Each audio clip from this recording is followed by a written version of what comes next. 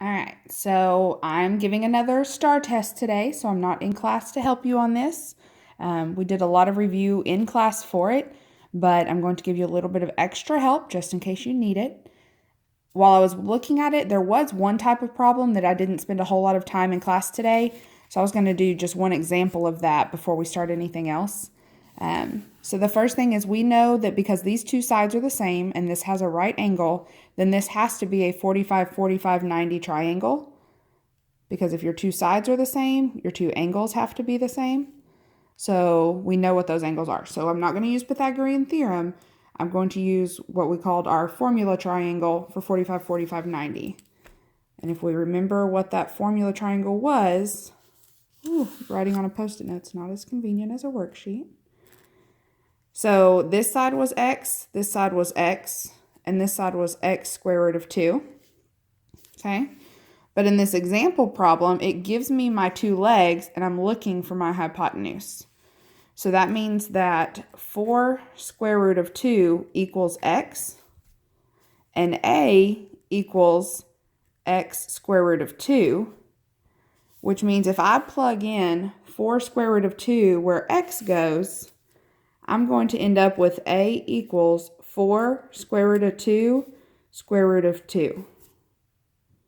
Okay?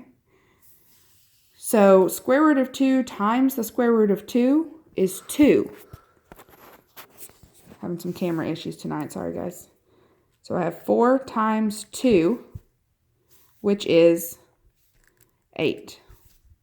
So our hypotenuse would be 8. That's the reason why, but what do you notice? You notice that 8 is twice as much as 4.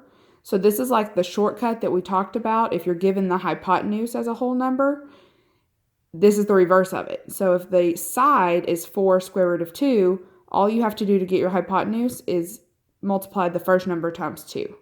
So if this side was 10 square root of 2, the hypotenuse would be 20. If this side was 50 square root of 2, the hypotenuse would be 100. Okay, so we didn't talk a whole lot about that specific type, so I just wanted to cover that before we look at your assignment today. So it says find the missing side lengths and leave your answer as radicals in simplest form. So no decimals once again. If you notice on here, they're all mixed up. There's not a 45, 45, 90 section or a 30, 60, 90 section. There's 16 total. Oh, just kidding, 18 total. And they're all mixed up.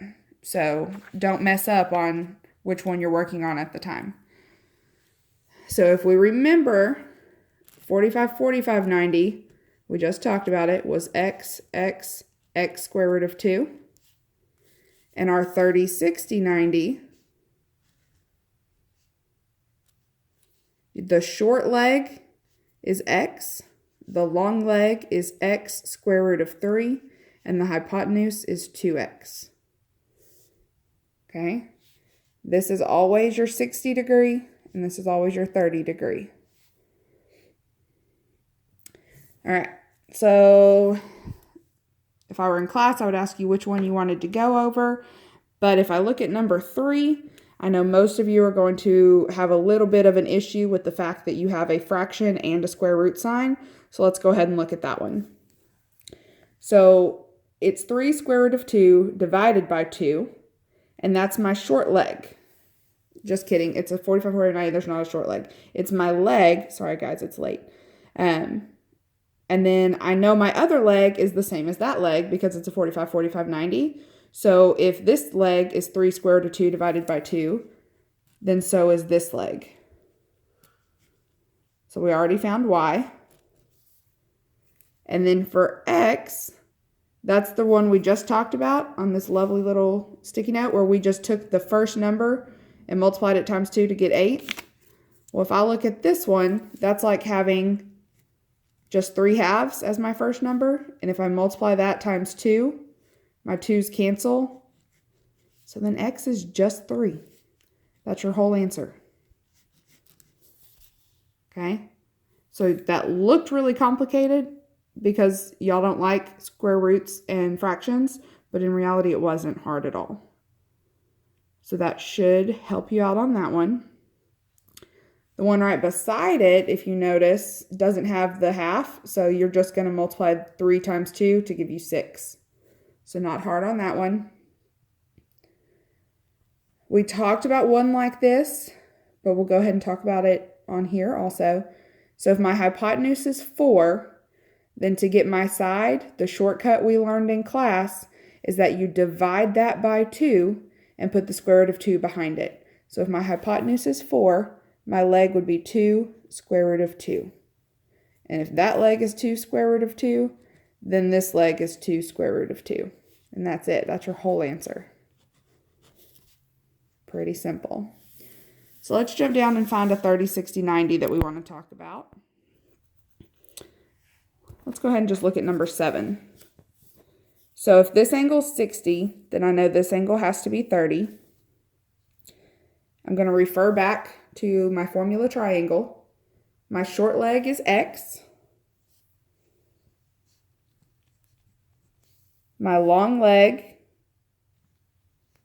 is x square root of 3. And my hypotenuse is 2x. So since I have 2 variables there, 2 variables there, but only 1 here, then this is where I need to start. So if 16 equals 2x, I'm going to divide both sides by 2. And I know that this side is 16, but that x is 8. So if I look where all my x's are, I'm going to plug that in. I know it's a little tricky here because the paper itself gives you an x, but that's not the same as the x that we wrote. That represents the whole side, not just our variable. So that doesn't count. We're only going to put our x where we wrote an x. So I wrote y equals x. That means y equals 8. That's it for that side. And this side, x was 8, square root of 3. That's that whole side. That's it. That's that whole problem. Let's look at the back, see if there's any that stand out to us. I think y'all are going to be okay on the rest of these. Okay. I really think y'all can handle the rest of those. If there's something that you do get stuck on, remember I'm making this due on Monday instead of Friday. So if you come see me before school Friday, then I can get your questions answered in person.